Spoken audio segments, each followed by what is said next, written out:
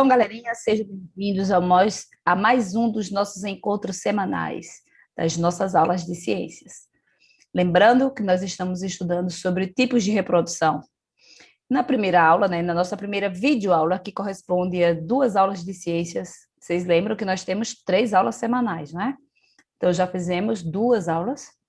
Nós já falamos sobre os tipos de desenvolvimento. Agora, nós falaremos sobre a reprodução de plantas com sementes. Então, vamos lá. Abra o seu livro, na página 29, nós seguiremos até a 33, e também a página 37. Então, vamos com tudo. Olha, vamos ver como ocorre a reprodução das plantas com semente. As gimnospermas, que são plantas com cones e sementes. E as angiospermas, plantas com flores e sementes dentro de frutos. Então, são 2 grupos diferentes, né? Lembram que anteriormente nós falamos dos musgos, que seriam as briófitas e pteridófitas. Agora nós falamos de outros 2 grandes grupos de plantas, que são as gimnospermas e angiospermas. Cada um dos grupos com suas características específicas. Então, as gimnospermas são plantas com cones e sementes, e as angiospermas, plantas com flores e sementes dentro de frutos. No caso das gimnospermas, como o pinheiro do Paraná, a estrutura reprodutora é chamada de cone ou estróbilo. Os cones femininos produzem um gameta feminino, que é a osfera. Vocês lembram lá das outras, né? Esse mesmo nome, o gameta feminino, osfera. E os cones masculinos produzem grãos de pólen. Estruturas que contêm e protegem os gametas masculinos. No pinheiro do Paraná, a semente é conhecida como pinhão, e o cone feminino, como as sementes, é conhecido como pinha.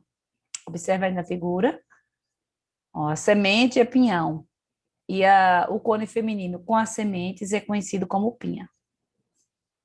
Observe aí a imagem, não é? A planta, pinheiro do Paraná. Aí vamos lá. O cone masculino, olha aí os grãos de pólen. O cone feminino, são bem diferentes, né, gente? Olha aí. E a pinha, olha aí. O pinhão, que é cada uma dessas pecinhas, né? Dessas estruturas que ficam na pinha. São as estruturas reprodutivas de gimnospermas. E aqui o pinheiro do Paraná. O transporte dos grãos de pólen até a estrutura feminina é chamada de polinização. Vocês lembram, né? Em todas as plantas que têm flores, também acontece a polinização. No caso das gimnospermas, ela é realizada pelo vento. Nas gimnospermas, a fecundação não depende da água, como veremos com mais detalhes a seguir. Além disso, nas sementes dessas plantas, uma parte da casca forma uma membrana, como se fosse uma asa, que facilita a impulsão pelo vento. Dessa maneira, além de proteger e alimentar o embrião, a semente facilita a dispersão do vegetal pelo ambiente. Lembrando que esse grupo de plantas, né, não tem flores, né, não possui flores. Lembrei aqui, plantas com cones e sementes. São esse grande grupo das gimnospermas. Então, nós não vamos encontrar flores nele. Veja como ocorre a fecundação em um pinheiro. Quando chega ao cone feminino, o grão de pólen forma um tubo, que é o tubo polínico, que cresce e se aprofunda na estrutura reprodutora feminina, levando os gametas masculinos até a osfera. Olha aí o cone masculino e o cone feminino. No cone feminino, a gente vai encontrar a osfera. E no cone masculino, nós vamos encontrar o grão de pólen. Esses grãos de pólen, né? Olha aí a estrutura, que... Deixa eu ver aqui onde é que estava escrito isso, que parecia uma asa. Acho que era na outra folha ainda, mas vamos lá. Ele é levado pelo vento, né? Olha aqui, os grãos de pólen levados pelo vento até chegar à osfera. Aqui ocorre a fecundação, não é? O grão de pólen libera gametas masculinos na parte da osfera. Olha aqui. Aí ocorre a fecundação Olha aqui a produção do embrião, a reserva do alimento, né, que está na osfera, é a semente, na semente. E a partir dessa fecundação surge a nova planta. E aí ela fica adulta e volta de novo, né? Tudo recomeça o ciclo. Cone masculino, cone feminino, grãos de pólen, osfera. Os grãos de pólen são levados pelo vento até chegar à osfera, que é na semente, libera os gametas e ocorre a fecundação. Então vem o embrião, que é a nova plantinha. Após a fecundação, forma-se uma reserva de alimento que vai nutrir o embrião no início do desenvolvimento. E ao redor, uma casca resistente que protege o embrião e a reserva. Esse conjunto é a semente. Então, esse aqui que a gente está vendo. Agora, veja agora, nessa estrutura aí, nessa imagem, as partes de uma flor, que é a estrutura reprodutora das angiospermas. Nós estamos falando agora do quarto grande grupo de plantas. Angiospermas. Agora, esse grupo tem flores. Nela ocorre a fecundação, a formação do fruto e a produção da semente. É o maior grupo, não é? De plantas. Olha aí, gente, a estrutura. Sépalas, essa parte que fica logo abaixo, né, que é verdinha nas flores. As pétalas, que é a parte colorida. E dentro, olha aí esses fiozinhos, olha aí os estames, onde ficam os grãos de pólen. E no meio, olha aí, parecendo um vasinho, não é? Olha, tem um tubo com o fundo um pouco mais alargado, é o ovário. É o pistilo, né, completo, e a parte de baixo é o ovário. Nos estames são produzidos grãos de pólen. Vamos lá, os estames aqui, os grãos de pólen. No pistilo, há uma parte dilatada, que é o ovário, essa parte mais larga, né? Mais gordinha, é o ovário, onde é produzida a osfera. Vocês lembram lá que a osfera é o gameta feminino, né, das plantas. Depois da fecundação, a osfera vai originar o zigoto, que se transformará em embrião. Na base da flor estão as sépalas, que é essa parte verde, que podem ser verdes ou de outra cor, não é depender da planta. O conjunto de sépalas é denominado cálice. As pétalas formam a corola e são muitas vezes coloridas e perfumadas. Além disso, muitas flores produzem uma secreção rica em açúcares, que é o néctar. Uma secreçãozinha, né, um líquidozinho assim, onde lembra lá das abelhinhas que vão atrás do néctar? Na polinização, os grãos de pólen são transportados dos estames para o pistilo. Em algumas espécies de angiospermas, o grão de pólen também pode ser levado pelo vento. Em muitas plantas, no entanto, esse transporte é feito por insetos e por outros animais, como aves e morcegos, que se alimentam de néctar ou de pólen. Veja na figura aí abaixo a borboleta monarca, colhendo néctar de uma flor. Ela vai colher o néctar ao tempo que ela passa, o corpo dela toca, né, nos grãos de pólen. Quando o animal polinizador se aproxima da flor, alguns grãos de pólen grudam no corpo dele. Quando ele visitar outra planta da mesma espécie, o pólen poderá cair sobre a parte feminina da flor e resultar em fecundação. Então, os insetos, os animais, eles vão de flor em flor, né? Eles chegam ali nessa flor, por exemplo, aí pega, se alimenta do néctar, o grão de pólen gruda no corpinho deles, e aí quando ele chegar em outra flor, pode estar acontecendo isso aqui, né, que a gente viu aqui. O grão de pólen é levado aqui até o pistilo, onde pode ocorrer a fecundação. Essa troca de flor é muito importante. Continuando, quando chega a parte feminina da flor, o grão de pólen forma o tubo polínico, que cresce e leva os gametas masculinos até o gameta feminino. Olha aí, gente, que estrutura bonitinha. A osfera encontra-se dentro de uma cápsula, que é o óvulo. Então, dentro do óvulo está a osfera, onde ocorre a fecundação. Veja o esquema da reprodução das angiospermas. Nós estamos falando de plantas com flores, não é? Então, está aqui a flor. As estruturas, né? A parte masculina, que são esses tracinhos aí, ó, são chamados de estames. Esses estames, onde tem os grãos de pólen na pontinha deles.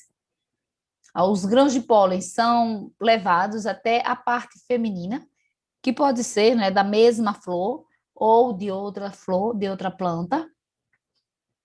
O pistilo, que é a parte feminina que fica no centro da flor. Aí o grão de pólen chega até o tubo polínico, contendo os gametas masculinos, e ele pode chegar até a osfera, fazendo a fecundação, né, que é a formação do zigoto.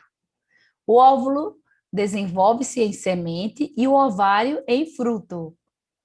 Então, olha aqui, a semente e o fruto. O óvulo aqui no meio vira semente e o ovário ao redor do fruto, ao redor da semente, vira o fruto. O embrião dentro da semente, a semente germina e dá origem à nova planta. E aí segue o ciclo. Após a fecundação, forma-se uma casca resistente em volta do óvulo. Sob essa casca encontra-se o embrião e uma reserva de alimento que vai nutri-lo no início de seu desenvolvimento. Esse conjunto forma a semente. A casca da semente protege o embrião contra a desidratação e contra a predação de animais, fungos e bactérias. Assim como ocorre nas gimnospermas, que são as plantas que não têm flores, né, só têm sementes e cones, as angiospermas também não dependem da água para a fecundação. Vocês lembram que os musgos e samambaias, eles dependem da água? Então, nesse caso, esses outros grupos, gimnospermas e angiospermas, não dependem da água, uma vez que há a presença do tubo polínico e da polinização. Então, quem é que vai levar os grãos de pólen? Os animais, né? Ou o vento. A dispersão por animais, exclusiva desse grupo, resulta em maiores chances do pólen chegar a outra flor da mesma espécie, pois é mais específica que a polinização pelo vento. Esses fatores explicam por que os membros desse grupo ocupam com sucesso o ambiente terrestre. Muito bem. Nas angiospermas, a semente é protegida pelo ovário, que se desenvolverá em fruto. Olha aqui a flor, a transformação da flor do tomateiro. A florzinha, aí agora já nasce o fruto e a sementinha está dentro dele, não é? Olha aí. As substâncias nutritivas de muitos frutos atraem animais que os comem. Muitas vezes as sementes são desprezadas ou ingeridas com o fruto. São eliminadas nas fezes. Isso ajuda as sementes a se dispersarem no ambiente. Então, veja a figura. Olha aí, araçari castanho, comendo frutos de árvore no Pantanal. Essa sementinha aqui, não é que ele vai comer o fruto, leva a semente e até para onde ele for, que fizer as fezes, né, despejar suas fezezinhas lá, vai nascer uma nova planta. É o meio de dispersão. Mas a dispersão da semente não é feita apenas por meio de frutos ingeridos por animais. Veja estes exemplos. Os frutos de plantas que crescem perto de rios ou mares, como o coqueiro, caem da água e podem ser levados para locais distantes. Então, não tem animal nessa história, né? Os frutos de plantas, como o carrapicho, se prendem aos corpos de animais e às roupas e são carregados para longe da planta de origem. Olha aí, esse bichinho aqui insuportável nesse carrapicho. Certos frutos, como o da planta dente de leão, são muito leves e podem ser dispersados pelo vento. Então, olha aí o vento levando. Os frutos do carrapicho prendem-se à roupa das pessoas ou ao pelo de animais, né? Que é o que a gente acabou de falar. Olha aí. Agora, gente, nós vamos até a página 37, não é isso? Página 37, vamos lá. Vamos falar da reprodução sexuada e variabilidade. Nós falamos dos dois tipos, né, de reprodução. Como vimos, a maioria das espécies multicelulares apresenta reprodução sexuada. Até agora, né, nas plantas, nós estávamos falando de reprodução sexuada, né? Mesmo aquelas que se reproduzem de forma assexuada podem apresentar reprodução sexuada em algum momento. Mas se a reprodução assexuada é mais simples e rápida, por que tantos organismos se reproduzem de modo sexuado? Vamos lá, a resposta. A reprodução sexuada gera organismos diferentes do original. Isso ocorre porque os gametas são geneticamente diferentes e vêm, em geral, de indivíduos diferentes. Na fecundação, os genes presentes em cada gameta se associam, produzindo diversas combinações. Podemos dizer que é como em um jogo de baralho, em que recebemos diferentes combinações de cartas. Portanto, a reprodução sexuada aumenta a variabilidade genética entre os descendentes. Quando um ser vivo se reproduz de forma assexuada, os descendentes são geneticamente iguais. É o caso da bananeira, por exemplo. Então, imagine que um vírus infecte um desses indivíduos. A chance de a doença se espalhar por todos eles é grande, já que possuem os mesmos genes. A variabilidade genética, portanto, aumentaria a chance de algum descendente geneticamente mais resistente ao vírus sobreviver até a idade adulta.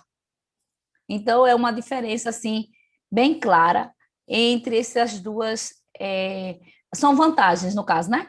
Uma vantagem, assim, bem grande da reprodução sexuada sobre a assexuada, que é a variabilidade genética, e essa característica é muito importante para os seres vivos, né? Que vai acontecer a resistência a alguma dificuldade que ele possa encontrar, né? No caso de praga ou outra coisa. Então, é uma característica, assim, que vocês não devem esquecer. Uma vantagem da reprodução sexuada sobre a reprodução assexuada. Gente, agora vamos para a nossa atividade. Nós temos as questões 10 a 12 para responder. Então, vou fazer a questão 10 e vocês vão fazer a questão 11 e 12, tá bom? Vamos lá. As gimnospermas produzem, em geral, muitos grãos de pólen. Uma única pinha pode produzir mais de 10 milhões de grãos de pólen.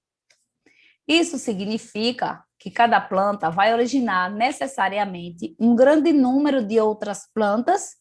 Quer dizer, uma pergunta, né? Isso significa que cada planta vai originar necessariamente um grande número de outras plantas? Né? Já que ele produz 10 milhões de grãos de pólen? Isso significa, gente? Sim ou não? O que é que vocês acham? Hã? Olha só, gente. Esses grãos de pólen, apesar de ser a quantidade imensa, eles vão ser levados pelo vento, né? E isso quer dizer que ele vai cair lá justamente na estrutura feminina para fecundar? Não, né? Muitos podem ser levados e nem acontecer nada com eles, não reproduzir, né? Não fecundar, no caso.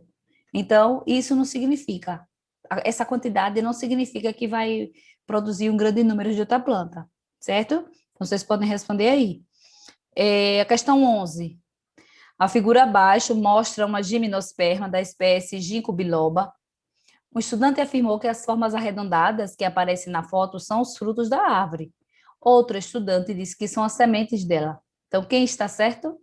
Decida essa questão e justifique sua resposta. Olha aí. Vamos lá. Lembre que é um gimnosperma. E a questão 12, né? Até a 12. Leia a seguir uma estrofe popular da cultura brasileira. Pinheiro me dá uma pinha, pinha me dá um pinhão, menina me dá um beijo, que eu te dou o meu coração. O que significam os termos pinha e pinhão? Então, vocês vão dizer aí. A partir do que a gente acabou de falar, né? Sobre a reprodução da pinha do pinheiro. Vocês dão uma olhada lá na página e conferem, tá bom? Então, nós ficamos por aqui, não é? Concluímos a nossa terceira aula semanal. Espero que todos tenham entendido. Se vocês tiverem dificuldade, releia aí o material, que vocês vão conseguir. Não deixe de enviar as atividades. Tenham todos uma ótima semana. Fiquem com Deus, viu? E tchau, tchau. Até a próxima semana.